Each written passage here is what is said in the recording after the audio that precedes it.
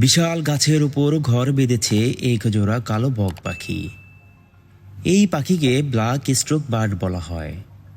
পরম আদর যত্নে তৈরি করছে তাদের ঘরটি, কেননা স্ত্রী পাখিটির ডিম পাড়ার টাইম হয়েছে। স্ত্রী বকটি নতুন বাসায় বসা মাত্রই পুরুষ বকটি তাকে আদর করে দিচ্ছে।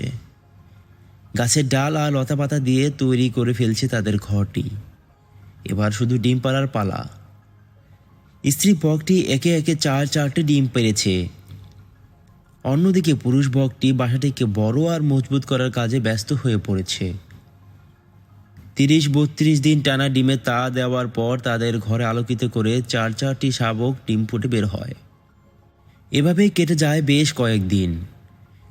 ফুটফুটে বাচ্চাগুলো এর মধ্যেই বেশ বড় হয়েছে। একদিন বাচ্চাগুলোকে রেখে মা বকটি খাবারের সন্ধানে বের হয়। শাবকগুলো দেখাশোনা করার জন্য বাবা বকটিকে রেখে যায়। বাবা বকটি এর মধ্যে একটি কঠিন সিদ্ধান্ত নিয়ে ফেলে। বাবা বকটি এই ফাঁকে একটি বাচ্চাকে মেরে ফেলতে থাকে, কারণ তাদের জন্য পর্যাপ্ত জায়গা ও খাবারের জোগাড় করা পসিবল হচ্ছিল না। এবং এক সময় তাদের মধ্যে সব থেকে ছোট ও দুর্বল বাচ্চাটিকে মেরে ফেলে। মা বকটি ফিরে এসে এটা দেখে খুবই মন খারাপ করে।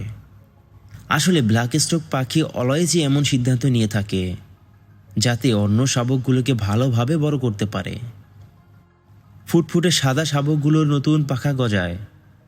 সব কিছুই ঠিকঠাক চলছিল। হঠাৎ তাদের ঘরে হানা দেয় একটি বাজ পাখি। বাজ পাখিটি একটি শাবককে বাসা থেকে ফেলে দেয়। এটা দেখে বাকি 2টা শাবক অনেক ভয় পেয়ে যায় এবং জোরে জোরে চিল্লাতে থাকে। 2টি শাবকই এই ঘটনায় অনেক কষ্ট পায়। দেখতে দেখতে তারা এখন অনেক বড় হয়েছে।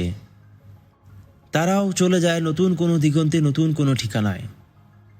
তার কিছুক্ষণ পরে মা বকটি ফিরে আসে এবং তাদের দেখতে না পেয়ে সেও অনেক মন খারাপ করে। মা বকটিও চলে যায় নতুন কোনো বাসা বানানোর উদ্দেশ্যে। পড়ে থাকে তাদের সাজানো গোছানো ঘরটি।